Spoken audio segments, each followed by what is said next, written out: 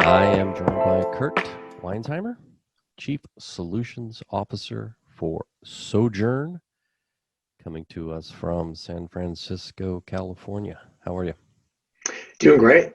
How are you doing, Jason? Thanks for having me. You bet. Thanks for being here. How have you been throughout this pandemic? Yeah, it has been, I would say, a roller coaster ride, to say the least.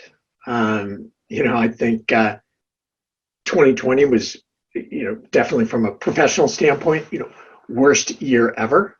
I think, I don't know about you, but talking to other people in travel, we had to make heartbreaking decisions about losing staff, reducing staff, had to make changes to the business that we had not planned for, and definitely the hardest thing to go through. There were silver linings as far as we learned to work remote. We got a little more family time, which in my case was a good thing, and I think it slowed life down a bit. And with a family of 3 girls, that helped out. Yeah. you know, but things are coming back, and that's I think that's the upside of this is the lows are really low, and boy, the highs are coming back very high. We're seeing such a strong recovery so far, especially in North America. Other markets are moving slower, and we've been able to get out. My family, we just got back from a trip to Greece, so we're trying to help that travel recovery one family at a time. There you go. Well, hotels need to be marketing, right? And let's talk cookies. Google has pushed back their demise of the cookie. What's your take on that? Yeah. So I think overall at a high level, moving away from cookies is going to move us towards better, I think, permission-based marketing, which I think will be a better solution for consumers. And also, I think if advertisers do it right, it'll also be better for advertising because you can potentially do more effective opt-in permission-based marketing. And so, as a reminder, advertisers rely heavily on cookies, especially third-party cookies, to understand audiences, understand behavior, target and track, users online. And so all of that happens through the browser. And Google, being the largest browser provider with Chrome, about 65% of users use Chrome as the browser. When Google said that they're going to, no longer support third-party cookies, that's a huge impact on the industry. And as you said, they were going to do this in 22. They've now said that they're going to do it in 2023. And I think it just reflects the complexity of all of this, and the reality of you want to do this right so it doesn't negatively impact consumers and it doesn't negatively impact the business. Are hoteliers really that dependent on cookies? Is it just the big boys? Or is the mid-scale guys doing it right? Yeah, no, it's everybody is dependent on cookies. And let me just be clear. You've got 2 kinds of cookies, right? So you've got your first-party cookies, and those are the things that are tracking users on your website. Pretty much any hotelier is using first-party cookies. That's how you're remembering a user when they come back, et cetera. So that's pretty basic. And first-party cookies actually won't go away because that's all one-to-one engagement with the user. Third-party cookies, for anybody that's in digital advertising and doing it at all well, whether you're an independent hotel or the biggest chain in the world, you're definitely leveraging third-party cookies because they're helping you build audiences, they're helping you retarget, they're helping you find prospects, they're helping you track the performance of your advertising. So it's critical basically no matter the size of the business. Are you getting a sense that the hotel marketers, they're getting the shift, they're making the shift, they're like, I got to change the way I do things?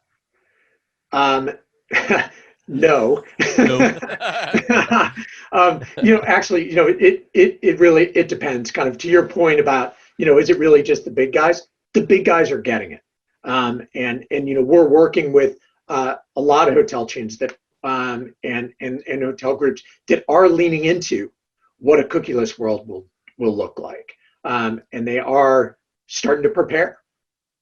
So But what are smaller guys were still explaining that this is going to be a thing, and yeah it's something that they've got to focus on, right? yeah. Well, what should they be doing? What should the people that may be lagging behind? What should they be doing right now and in the coming months to Yeah, change how they do their marketing? yeah. So I mean, there are a couple things. First of all, collecting customer emails. So emails will remain a powerful and persistent identifier in the future of online advertising. So in the future, without cookies, you'll hash those emails. So you'll make them anonymized, and you can use that for targeting going forward. So collecting customer emails, really important. Put incentives on your website. We've seen hotels build incentives for their front front desk staff.